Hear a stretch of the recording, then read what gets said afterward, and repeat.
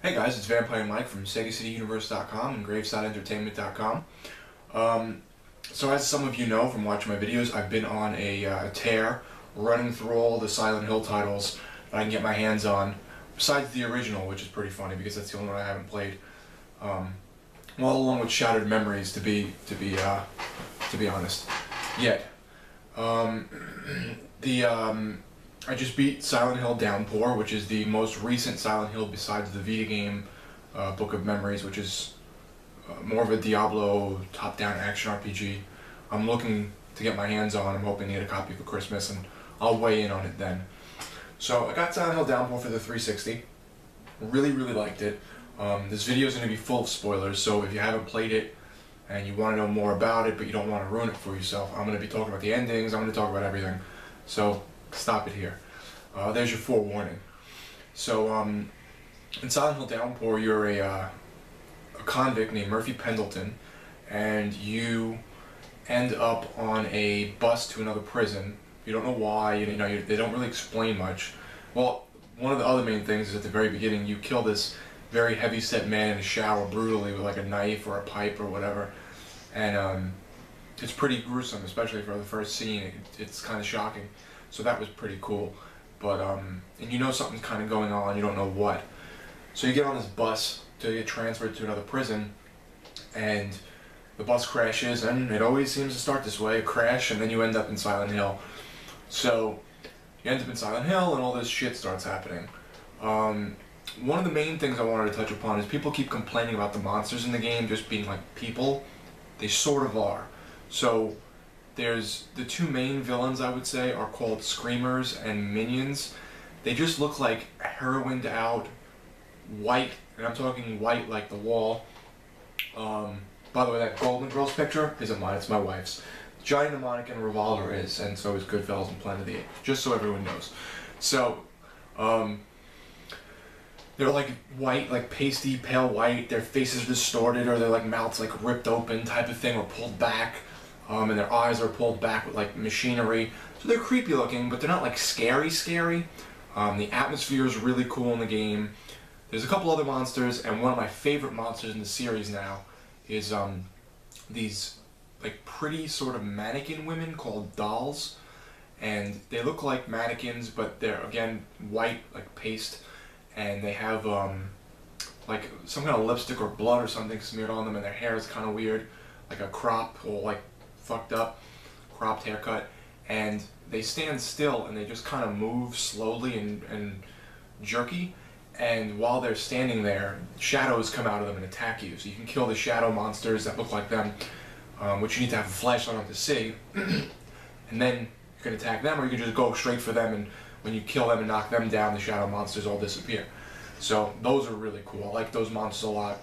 Behind Pyramid Head and the nurses in the initial titles, I really liked the dolls. I thought they were a cool monster. The graphics are awesome. I thought the graphics were amazing. I really liked what they did. I think that bringing... I know I said in my last video that it was a good step to bring Silent Hill to the HD generation with Homecoming, and I liked Homecoming to a degree, but I didn't think it was amazing. This takes the next step. I thought this really beat out Homecoming. It's probably my third favorite in the series. Like, I love 2, I love 3, and I would say Downpour's right behind that. I thought the game was really good looking and interesting. Sadly, the story doesn't really completely evolve past notes and like little tidbits until the end of the game, and then it kind of just all reveals itself, which is usually how it works.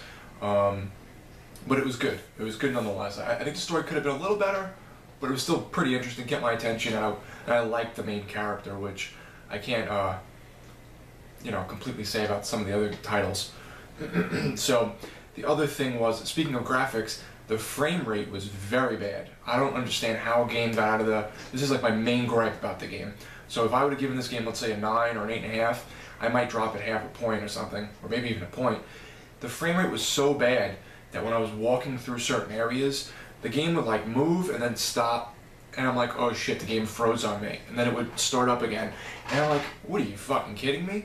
They didn't test this out to find out whether the game has a bad frame rate. They supposedly did a patch and fixed it on PS3 and Xbox 360. I downloaded the patch, I thought because I installed the game that the patch needed to go in before the install. I wasn't sure. So I deleted my install, put the patch in, went back and reinstalled it thinking it would change it. It might have been a touch better for a little while, but some parts just glitch out no matter what. I mean, you can go through the same, like there's a subway system you go to that you can unlock each section, and then eventually you can safely go through the subway. It's creepy, but there's nothing bad to kill you. You go through the subway system, walking, not on a train or whatever, or railroad, and a train I guess it would be. And you can walk through, and there's certain parts of the subway that you know are going to glitch out. You just know it. You walk up, the thing freezes, and you know every time at that section of the subway it does that. That's my main and pretty much only gripe about the game. The other thing was, people keep complaining about the fighting being really jerky. That's what the Silent Hill series has always been about. It's better than the second and third game, which was kind of jerky in a way, and like, you know, you're not really supposed to be able to fight well. He wasn't like a badass like Alex Shepard in Homecoming, where he was dodging and ducking and weaving. I mean, he was a normal dude who ends up in prison. Just because he's in prison doesn't mean he knows how to fight, let alone fight these monsters. So I thought the fighting was great. I liked it. You block, you smack things, you can strafe around. I liked it. I thought the fighting was great. It kept you on your toes. I definitely think when you encountered more than a couple monsters, you felt like, oh shit, I'm gonna get my ass handed to me.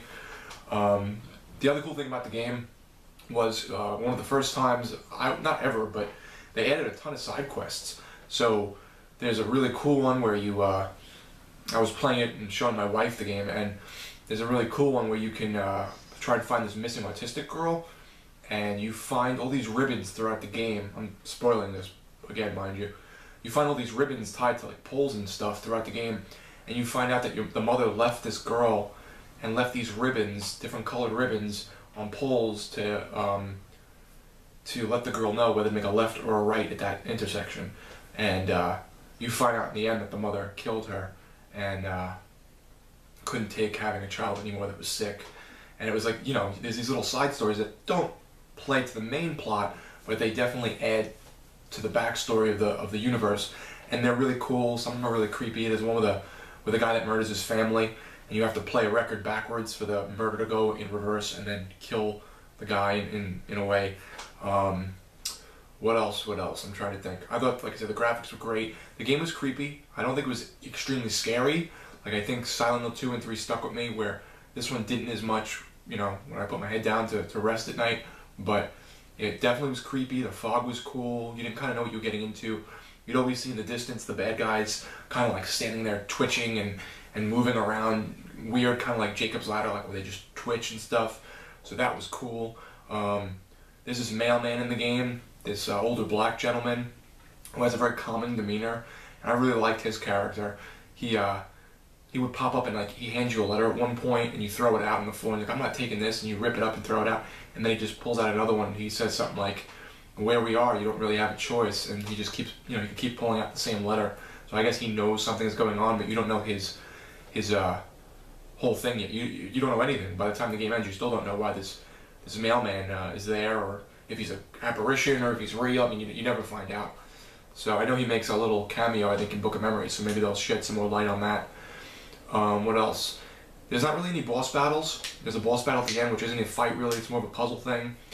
And there's these things, these sections, I would say 3 or 4 times, where you have to run really fast and knock things over behind you, because this red void, it's like a red black hole, is coming to kill you, and if it gets too close, it sucks you in and kills you.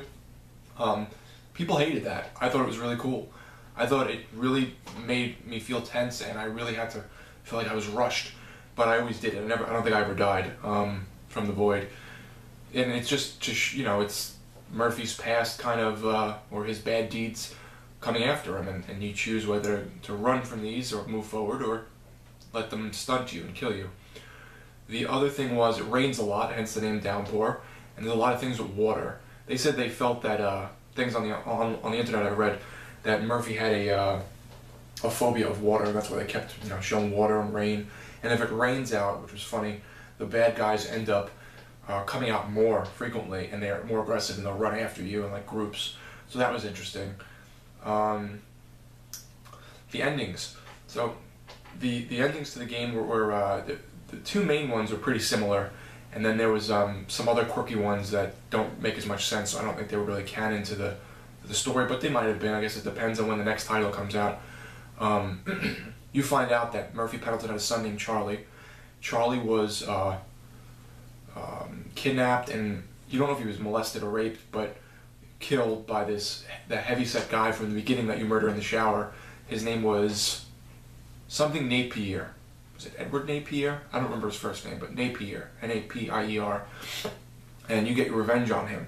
The reason you end up in jail is you steal a police car and ride around for you find like a notebook with all different, not a notebook, you find notes, and one of them is a police report about you.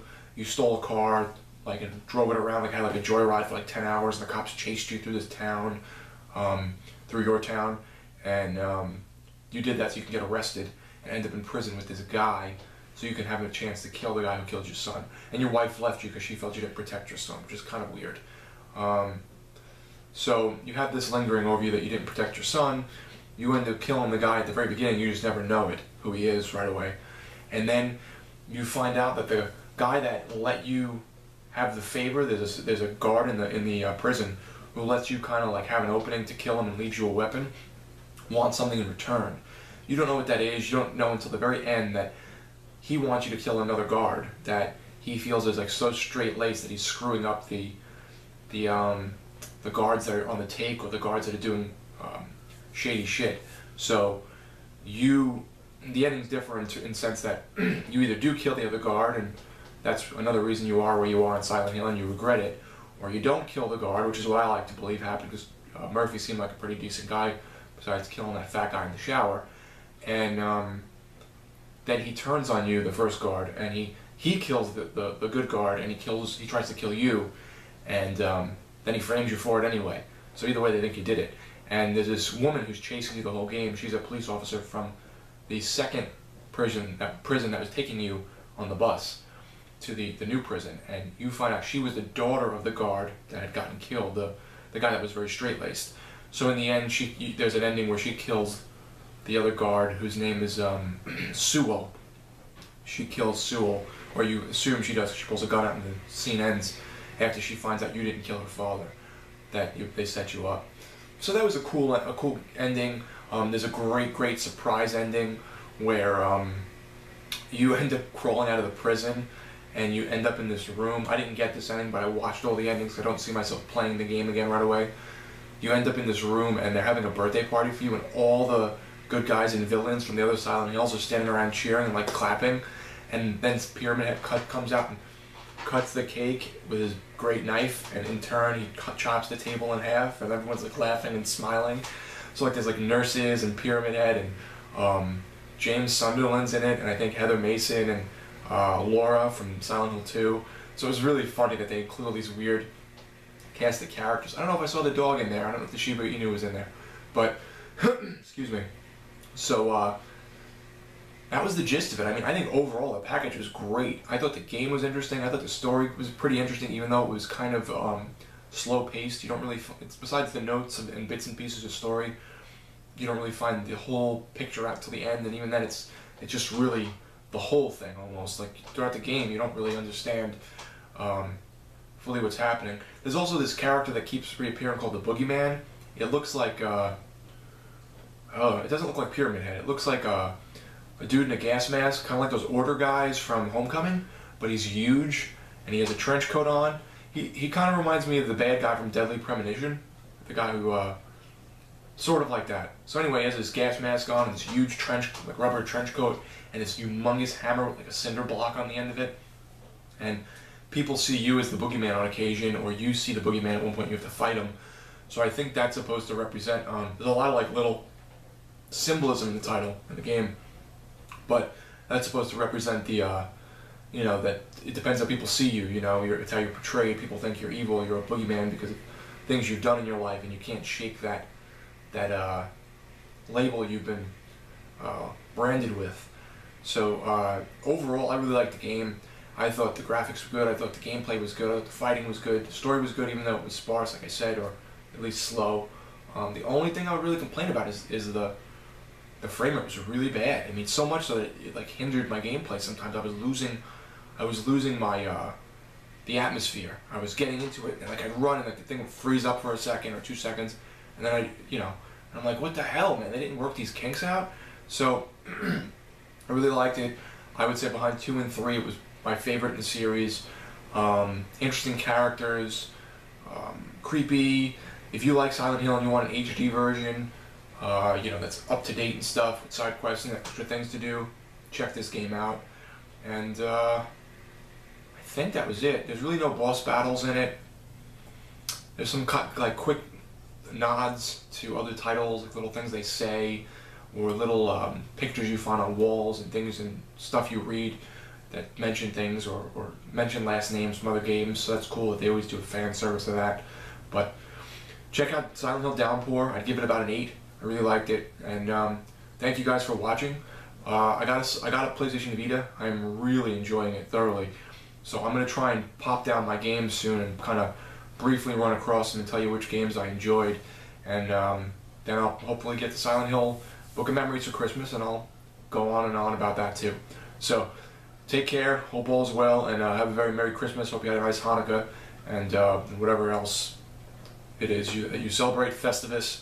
So be good, guys. It's Vampire Mike from SegaCityUniverse.com and GravesideEntertainment.com, signing out.